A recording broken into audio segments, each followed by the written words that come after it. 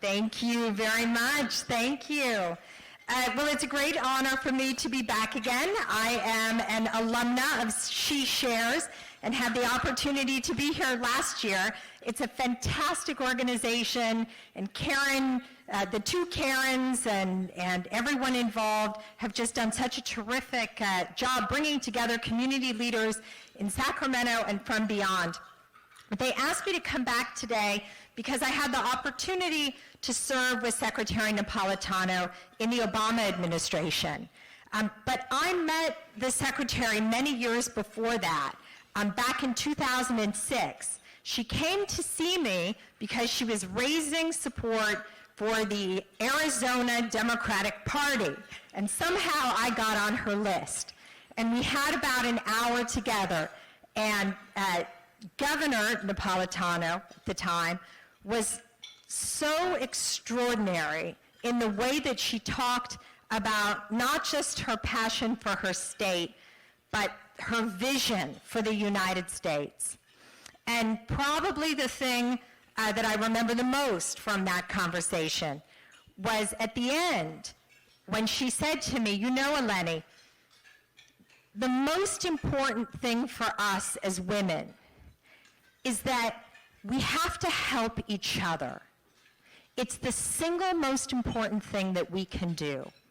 And I resolved it then and there that if I could ever be of help to Janet Napolitano, I certainly would be. But I didn't imagine that a few years later she would be there to help me. And when I was in Budapest, and this was in 2012, Hungary had the presidency of the European Union. And a delegation led by Secretary Napolitano came to negotiate, not just with the Hungarians, but with all the member states, over something called the Passenger Name Recognition Agreement. Now, this is one of those things that you probably have never heard of, and yet you have experienced it, because if you or any friends or family have ever gotten on a plane in Europe and come to the United States, you've participated in this program. And it was a very tricky negotiation, very difficult, and very important for our security. And as Secretary of Homeland Security, it was her job to negotiate it and get it put into place. And it was so extraordinary to see her in action and to see the skillful way that she managed the politics of the EU and the depth of her understanding and knowledge as the first woman ever to serve as Secretary of Homeland Security for the United States of America. Now, some of you know that I just recently wrote a book, and the Secretary was kind enough to give me a quote for the book. And I was joking that this kind of memoir that I could write about my experiences, she could never write about her experiences as Secretary of Homeland Security, because almost everything she did was essentially a national secret. And all of those times when there was a threat against our country, she was the person in the chair whose job it was to have an adequate defense or to have an adequate procedure to defend against a potential threat. And you know, these truly are the unsung heroes, and all of the many thousands of people who worked for her, who keep our country safe, are the unsung heroes in our country, and they really do deserve recognition. You know, a few months ago, she made an off-the-cuff comment, and this was before Secretary Clinton's email server hit the headlines. And she made a comment that she had never sent an email or a text during the time that she was Secretary of Homeland Security. And it got misinterpreted as something like maybe she didn't know how to use email. Now, this is a situation where, as Secretary, cyber threats were probably the greatest threat against our country. She knew how to use email. But that level of misunderstanding, that in fact it was because almost every communication that she had for 4 years in that job was through secure channels. Doesn't even sort of hit the radar for us. But I can tell you, as someone who happened to have had the opportunity to serve on the inside of government at the same time, that she had a big, important job. And recently we were at a lunch in San Francisco, and someone asked her how she liked her job now in California, working as the president of the University of California. And she talked, as I know she's going to do today, about our extraordinary system at the University of California and the research and the students and the incredible operation that it is. But she talked a little bit about that at lunch. And then she sort of sighed and she said, I tell you, it's a lot different from waking up every day and wondering if this would be the day that someone would get through our defenses. So with that, and with no further ado, Karen Breslau, and of course, Governor, Secretary, and now President of the California University System, Janet Napolitano. I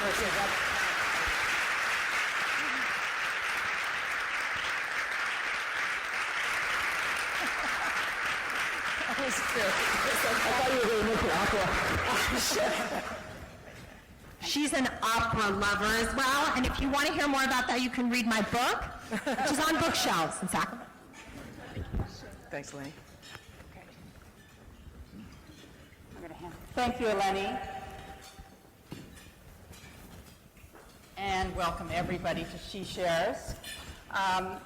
Capital Weekly just came out with their top 100 list, and I was thrilled to see that 7 out of the top 10 were women.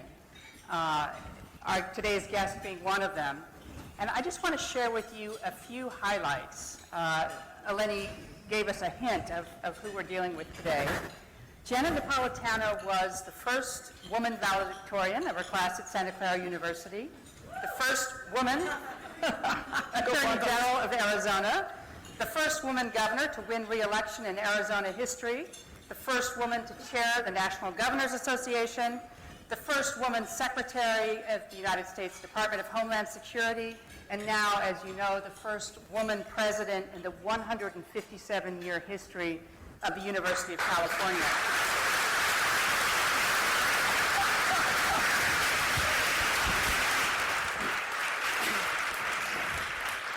And you will be relieved to know, as I was, that Janet Napolitano once came in 9th at something. And that was when Forbes said she was the 9th most powerful woman in the world. So there.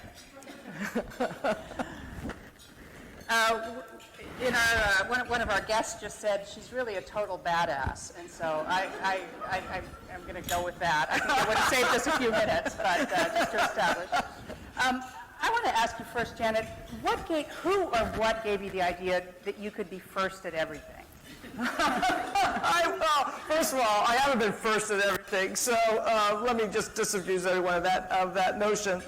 And part of this is just the time period in which we live, and as women are moving into new roles, we're going to have firsts, and then seconds and thirds and fourths, and dozens more following us. I mean, that is what is happening now in our country. But I think for me personally, strong parents. My mother was very kind of ahead of her time in the sorts of things she encouraged me to try or to do.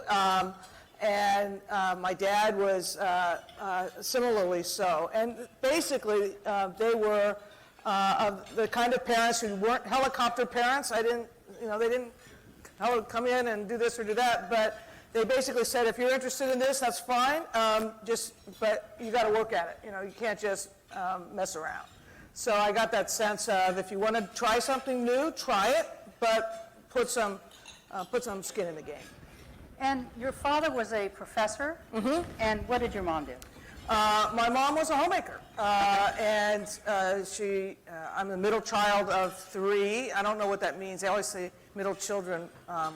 Excel. Excel, I'll use that.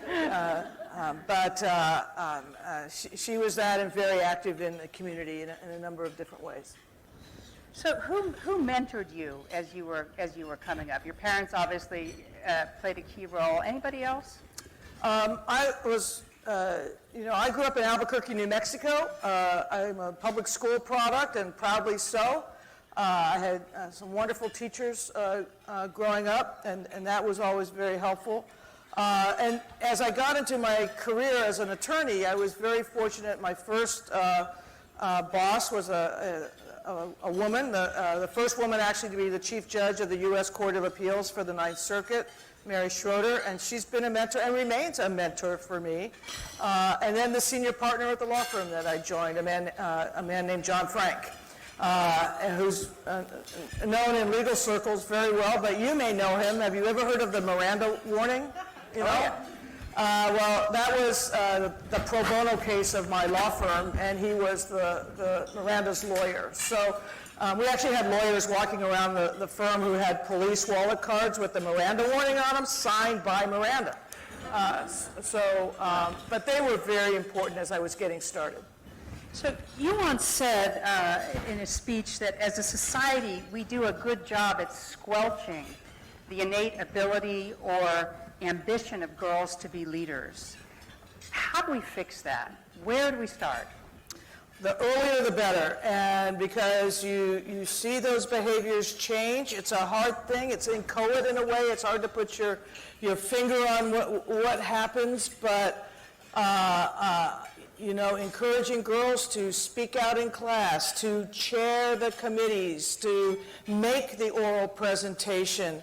I think that we have to continue to work at that to get girls and young women acculturated to the notion that they don't have to be the advisor to the principal. They can be the principal. So that is something I think we've made great strides in as a society. I think we need to continue to keep that in mind. Have you found, as somebody who's headed many large institutions, that it's hard to be thought of as bossy? I know Sheryl Sandberg had the whole anti-bossy campaign, but how do you establish authority and deal with the the preconceptions, that a woman in command is bossy instead of authoritative? It's very interesting. You'll see the identical decisions being made in virtually the same kinds of settings.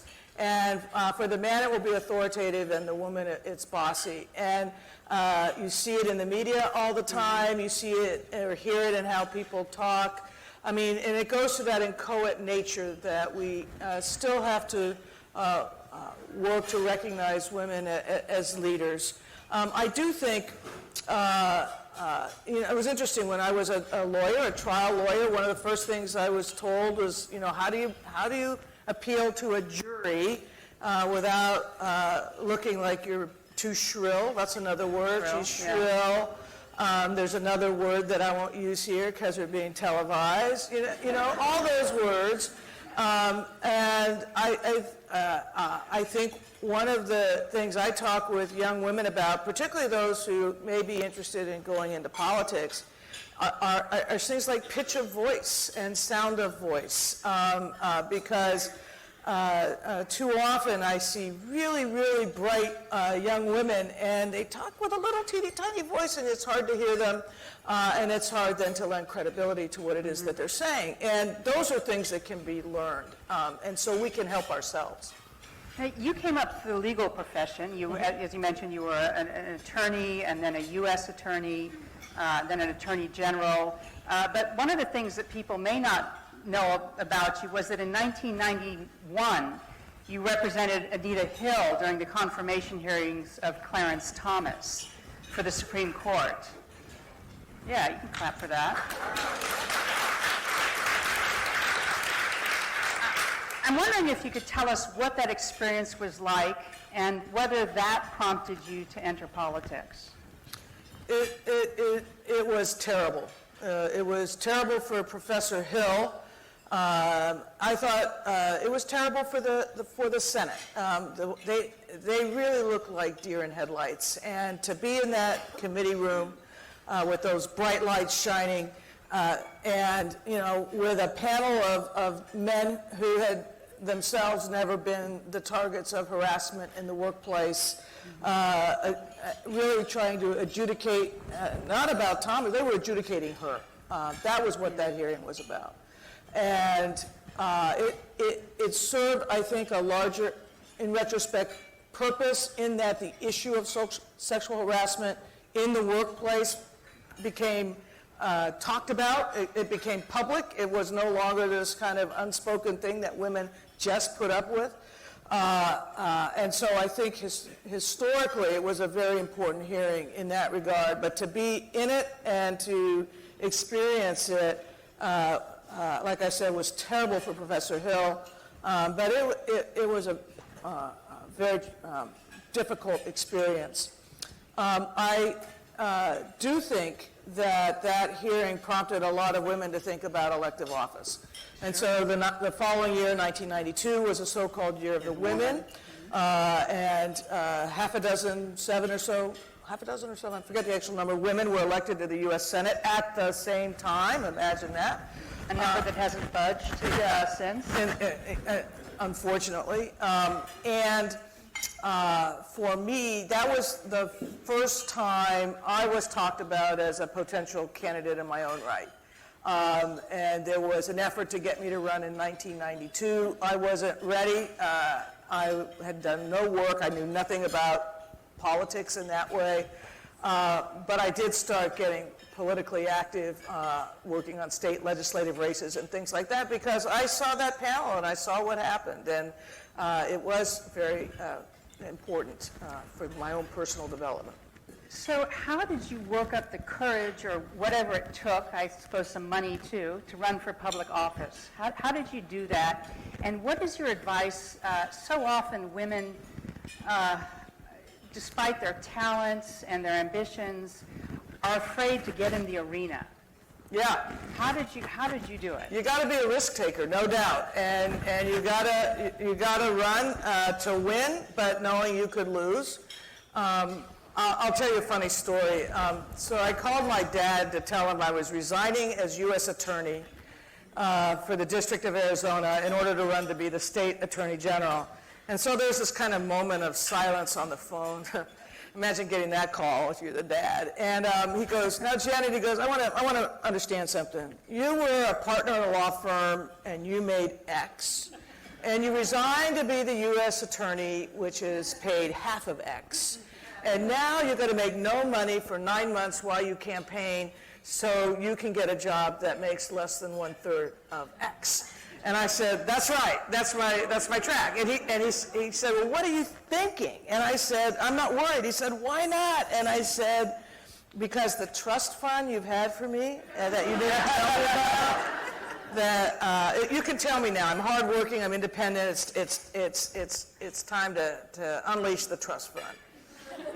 So, whatever. So a few days later, I get a check in the mail. It's made out to Janet 98, which was my campaign account, in the amount of $5. And it was signed the Napolitano Trust Fund. And then he put on the ledger exhaustion of principal and interest. I still have that $5. But no, to go to your point, Karen, it is about willingness to take risk. And I think all you have to do is look at some of the men out there who have taken that risk, are in office, and just go, really, I can do that. So giving women the confidence to get in the field, get in the game. Okay. So I'm curious, you had a long life in politics before you became president of UC, and I'm curious what that life in politics taught you about the job that you have now. Well, I think I think to describe my job now, it's a hard job to describe. There are only a few jobs like it in higher ed in the country, because in reality, the chancellors, and Chancellor Katehi is here from Davis, the chancellors are the leaders of the campuses, and they're leaders of the academic mission of the campuses and leaders of the what I would call the social, the residential experience, et cetera. What the president of the university, I think, is responsible for is being a holding company in a way for the entire system. And really finding ways where if we do things, if 9 campuses work on something, where we can be larger than the sum of our parts. We're responsible for managing a lot of the back office and political work of the university. Labor relations and the collective bargaining, by way of example. Things that people don't really see but are essential so that the campuses can thrive each in their own right. And I think the president of the university always has to be sensitive to the fact that we are a system, and the schools in the system are very different. They have very different personalities. They're at different stages of their own maturation. And so keeping that all knit together. In that respect, it's a little bit like the Department of Homeland Security, which was 23 agencies that were all put under one umbrella. In another respect, I think being governor was really good training because complex, big public money, you want to be very careful about how that's spent, how priorities are set. Relations with the legislature are important, relations with the media and dealing with the media, ability to do crisis response in that way. And when you think of the size of the UC,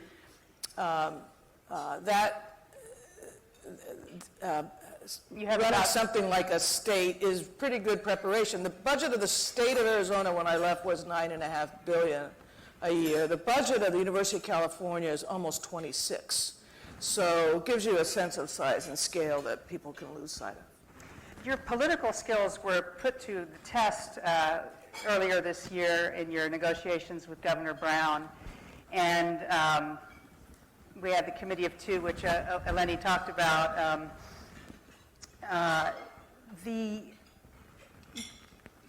Ultimately, you got what you asked for. You got more funding for the university, and the governor got something he wanted, which was a freeze on tuition increases.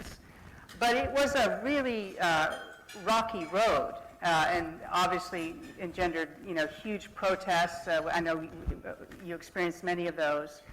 And I'm curious if this kind of brinksmanship is what it takes to get public education financed, or is there a better way?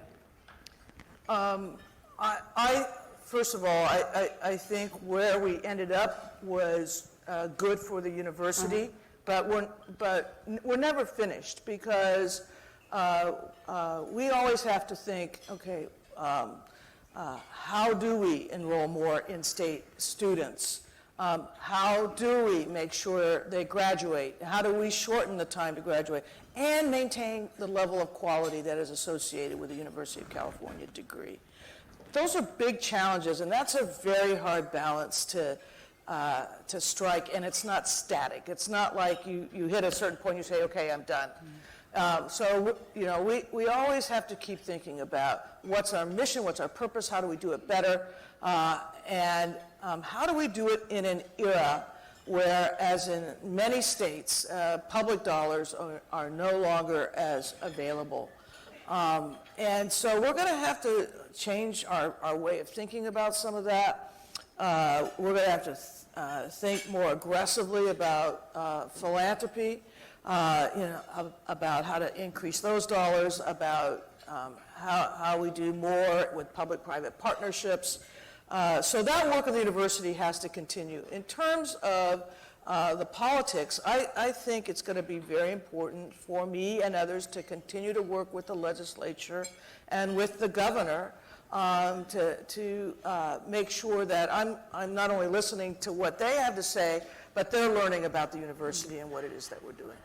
Do you feel like you and the governor have a better understanding of each other's needs and priorities than you did when this battle started? Yeah, probably. And I don't think it was a battle so much as the university saying, you know, revenues were cut dramatically during the recession. The budget as originally proposed was not enough, and it was too slow if indeed we wanted to do all these other things. And tuition had been frozen for a long time. So in the end, Karen, as you say, tuition is frozen for in-state residents for a few more years. Then future increases will be pegged generally to inflation. We're going to continue to look for ways to be efficient and manage our costs, our side of that.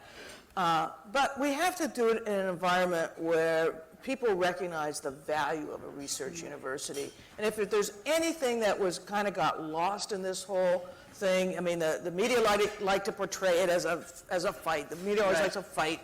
The students saw it only about tuition. But what got lost in all of that was this notion, why a research university? Why have an institution like the University of California? What's its importance to the future of the state? That's the case we're going to have to continue to make.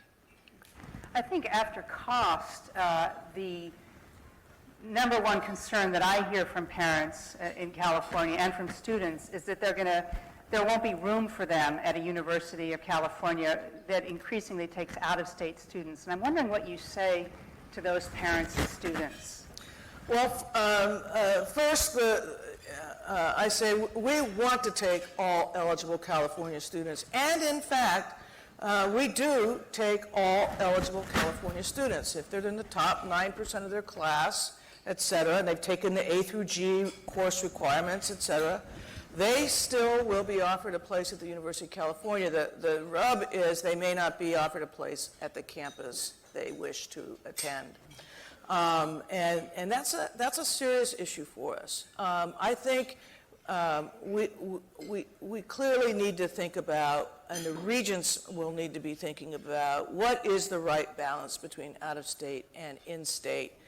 I wish we could do it in the context of getting additional public monies for those in-state students. I mean, one of the reasons, probably the key reason why out-of-state enrollment went up is because the state appropriations went down so far, so fast, and in order to be able to continue to offer admission to any eligible Californian, we needed to find the money somewhere. That decision was made during the recession. We're at a different stage now, and so that's going to be something that we need to continue to struggle and get that balance right. Okay. I want to switch gears for a minute. You're a politician, and I think you watch these things very closely, and I'm curious, when you look at the 2016 presidential race, what surprises you most about what we're seeing so far? What surprises you? I asked you first. I'll tell you what surprises me in a second. But first of all, how early it started, right? Okay. I mean, it's 2015. The election's not till November of 2016. So we have, 15 more months of this, 14 more? So how early it started. Secondly, we are now seeing what happens in the Citizens United electoral world, where money is just different. You can't just get into a race and raise money, and people basically are,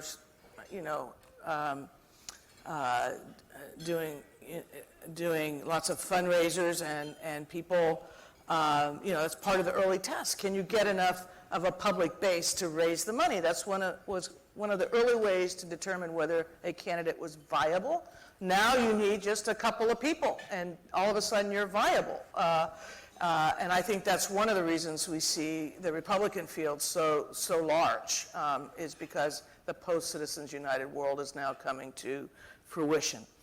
So that's a surprise. And then the third is in trying to understand why, having served as a senator, or a governor or having any experience in actually running the thing the president runs, which is the government of the United States, any preparation at all is almost a black mark. You have to overcome the fact that you actually might know what the job is and how to get it done. So those are my three big surprises. What about you? Okay. I think my most surreal moment in this election so far was watching Sarah Palin interview Donald Trump, and that it wasn't on a late night show. And I missed Jon Stewart. I think that for me is one of the biggest surprises is how painful it is to watch this campaign so far without some comic relief. Yeah. That's hard. That's not profound. But I want to get back. You're not finding comic relief in anything any of these guys say? I like to have it channeled. Okay. Very good. I want to tell a little story. You and I have a history. When I was a reporter and you were governor of Arizona, I profiled you along with a then little-known governor from Alaska named Sarah Palin. And this was in 2007. And there were some interesting commonalities, not in your politics by any means, but I would say in the popularity that you each experienced in your respective states. You were reelected, the first woman reelected. You were a Democrat in a red state. You were elected with, I think, 63% of the vote. Mm-hmm. She had a 91% approval rating in Alaska, which, as we know, has a high independent voter quotient. And I'm just curious what you make of her experience on the American psyche. Yeah, well, it's kind of interesting because at that point, we were in a way kind of similarly situated, and we've gone in very different directions.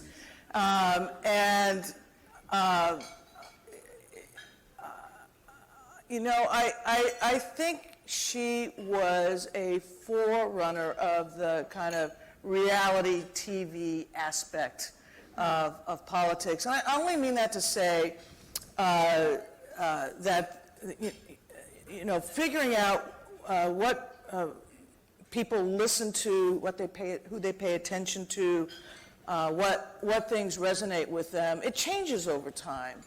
And so very few people, for example, get all of their news by reading a newspaper in the morning and watching a 6 p.m. network news show.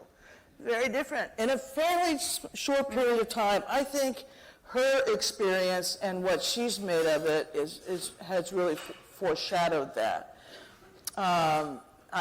You know, it'd be interesting to know where Sarah would be today if she had not been tapped to be the vice presidential nominee, because that gave her such a higher profile. I want to switch gears yet again as a former immigration chief, and I'm thinking also we have Eleni here in the audience, and we've seen some absolutely appalling news out of Europe in the last couple of weeks. And I'm curious if you had to put back on your immigration chief hat, what you make of that crisis and how it should be solved. Well, first of all, you can't overlook. You have to start with the human tragedy that we're seeing, and it didn't happen overnight. It's been building for a while. But when you have so many countries in the world in absolute political turmoil, and people can't be safe, and their children can't be safe, you're seeing now that massive wave of people escaping, trying to find something better. I think where the kind of difficulty is right now, forgetting what Hungary or how Hungary reacted, I'll let the ambassador deal with Hungary. I mean, those pictures from the train station, et cetera, were just were chilling. But this will be a test for the European Union. Are they able to work as a federated body in a way to accept more, incorporate them, provide education, social services, and the like, because I don't think they're going to be able to build a wall or a fence and stop this. It's a test for, do they share a common perspective on immigration? Right now, the countries are all over the map, and we are far from seeing how this is going to work out. And as governor, obviously, you dealt with the U.S.-Mexico border, and you dealt with immigration issues then. I remember you told me you toured the border with your counterpart on the other side of the Arizona border in Mexico. And I'm just curious, it seems like the world, I mean, this country, Europe, we're all struggling with this question of mass migration at the moment. That's right. You know, we can talk about the U.S. and Mexico, Central America. By the way, you know, my view on that, and I was quoted many times saying it, and I'll say it again, is you show me a 10-foot wall and I'll show you an 11-foot ladder. I mean, that's not an immigration policy. And you don't just do immigration at the literal border. Immigration should involve diplomacy between countries and working. And really what you want is a situation where you're dealing with what's the cause of this migration into Europe now? And is there a way to achieve some stability, safety, and security for the people who live in those countries? Because truth be told, for many of them, they prefer to stay at home. But safety and hope come first. Sure. Okay, well, I know we have an awful lot of questions, and you've had so many roles, I hardly know where to begin, but I'm going to do our little She Shares tradition, which is to ask you 10 questions that require no heavy consideration, just a quick answer. The lightning round. The lightning round. And then we're going to open it up to the audience. Great, okay. Okay?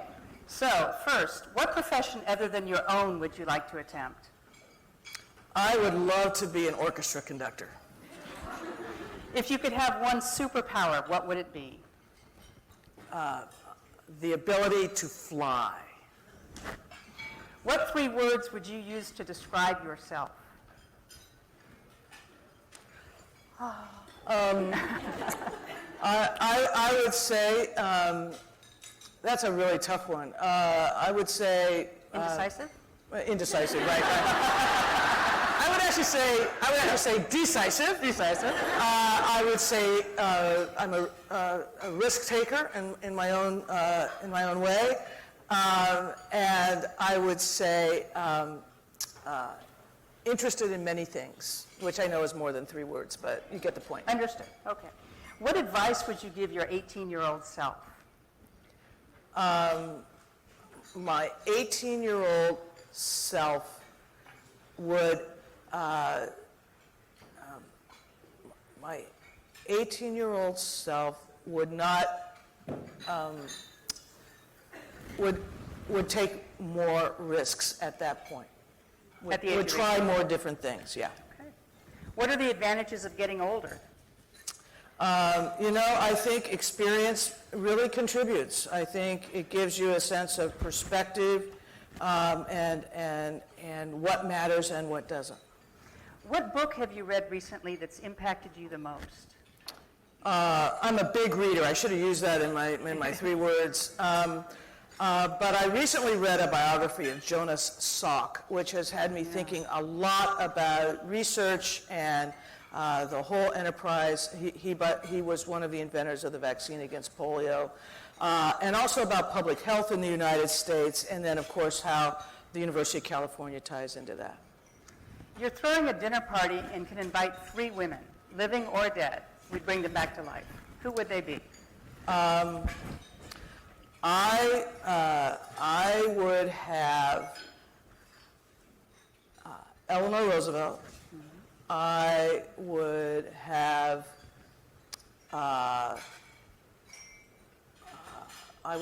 Barbara Jordan, and I would have Ann Richards, because she's the funniest woman I ever met. Good choice. Name one thing on your bucket list.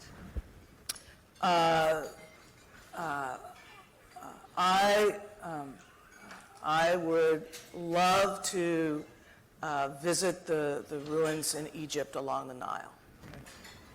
And lastly, what is your guilty pleasure? Ice cream. Well done. All right, I'm going to open it up to questions now. If you could just, we have microphones. Michelle has a microphone. So if you could just let us know if you have a question, introduce yourself and who you're with, and ask away. So this President Could you stand Napolitano, I'm sorry, Maureen Stanton, UC Davis. I'm very curious, because you've been on both sides of this, from your standpoint as Secretary of Homeland Security, how seriously concerned, how worried are you about the gravity of Hillary Clinton's private server? There's been so much made of her emails. How serious an issue do you think, a problem, a mistake was this for her? Well, I think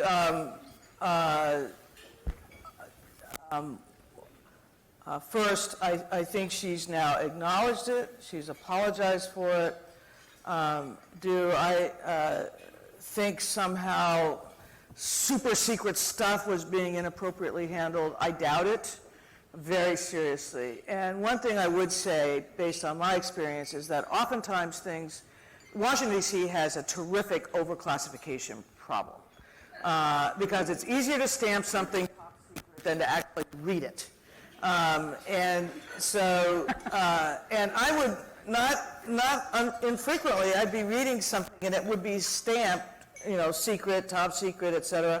And I would have read the same story in the New York Times. So, and so she's getting caught in that. She's getting caught in the post-classification where things are classified after they've actually been transmitted.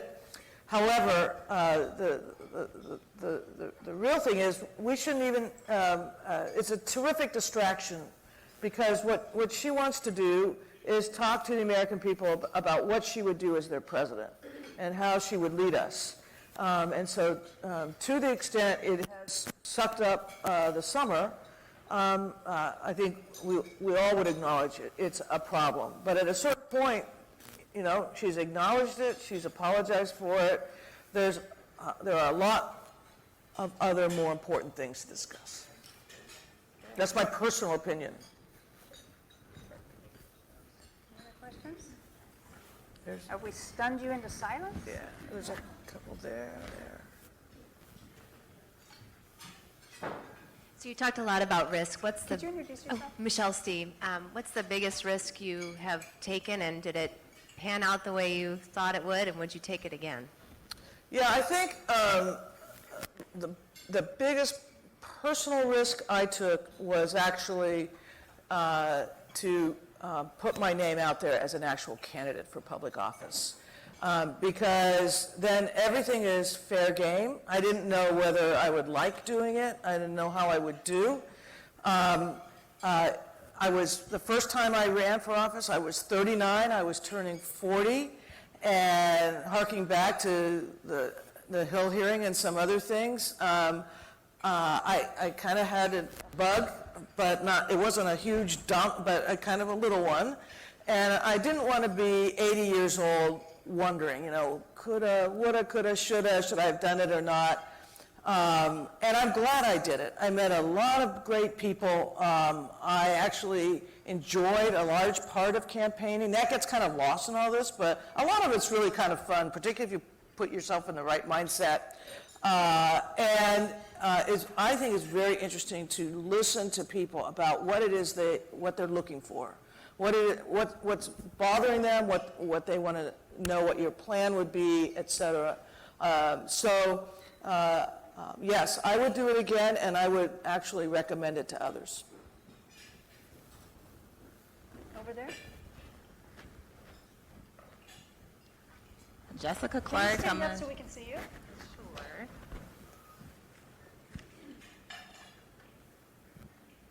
Hi, my name is Jessica Clark. I'm a She Shares mentee. My question is, over your career path, I made the assumption that you've probably encountered a lot of uncomfortable situations and you've thrived in those situations. How do you, or what kind of advice would you give to someone who wants to overcome those barriers that within themselves to be someone that thrives in those types of situations?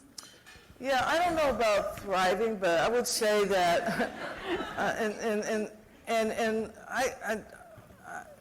I think one of the things I have gotten as I've gotten older is the ability to forgive myself, to acknowledge when I've made a mistake and to forgive myself for it, and to kind of keep moving forward.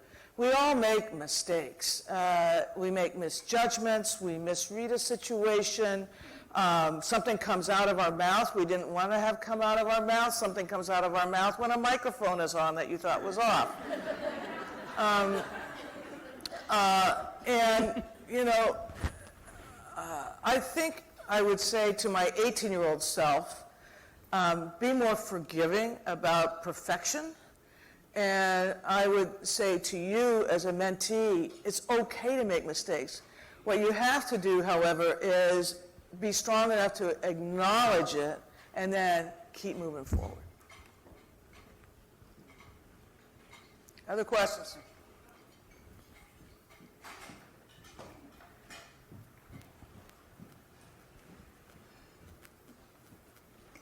Hi, thank you both so much. Anthea Hartig. And I have a question about women leadership in the University of California because it's unique in its founding mother, especially with Phoebe Apperson-Hearst and her long, long service as a regent. And as you look forward to the future of women in the University of California, and she already knows I'm a proud Bruin, so we've got that out of the way. But how do you see, I think, the challenges of either women as students, as faculty, as administrators, and as leaders, given that phenomenal lineage, and where do we go next? Well, I think we have had a long and proud lineage. I think one of the things we want to talk about are women students and making sure that we're doing everything possible so they meet their aspirations, that we begin to grow more women in fields that still are not traditional for women, that we make sure that our women students are comfortable, they're running for leadership and leadership positions and all the rest. I think we need to continue to work on faculty diversity in a number of ways. I mean, this is a She Shares event, so we're talking about gender, but underrepresented minorities, and also through the administrative ranks. And I think we have to be cognizant of the fact that a lot of our clerical staff and other lower paid staff are, for the most part, a majority women. And in our society, the women are still the child bearers. They have a lot of the child rearing responsibilities. Family commitments, I think, still fall more heavily, by and large, on women than men. And we have to make sure that the workplace for those women, that we're doing what we can to honor those dual commitments. We have time for one last question. Donna. Thank you. Thank you, President Napolitano, for coming. This is a great turnout. I wanted to just say a couple of things. One is to say that the book that's on my nightstand is Madam Ambassador.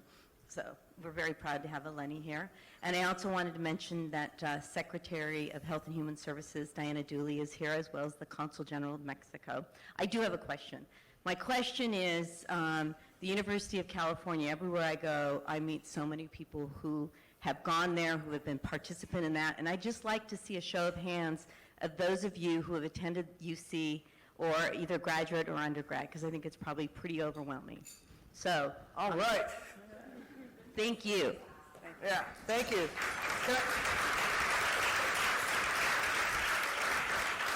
And I'll just close with this. And I think I see it a little differently, perhaps, than those who grew up with California and have always had the University of California. But we don't want to take this very special institution for granted. The doors need to be open to all Californians at the quality level that we have.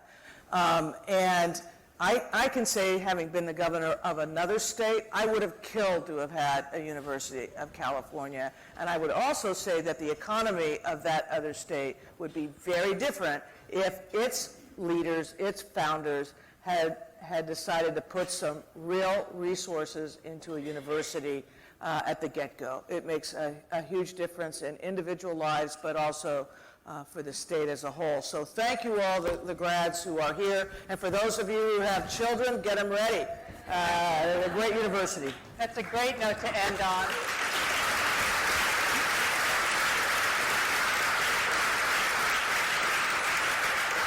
I want to thank UC President Janet Napolitano. I want to thank the hardworking staff at the Dewey Square Group and Lucas Public Affairs for all the hard work that goes into putting this event together. And we will be announcing our December speaker shortly, so stay tuned, and thank you all for coming.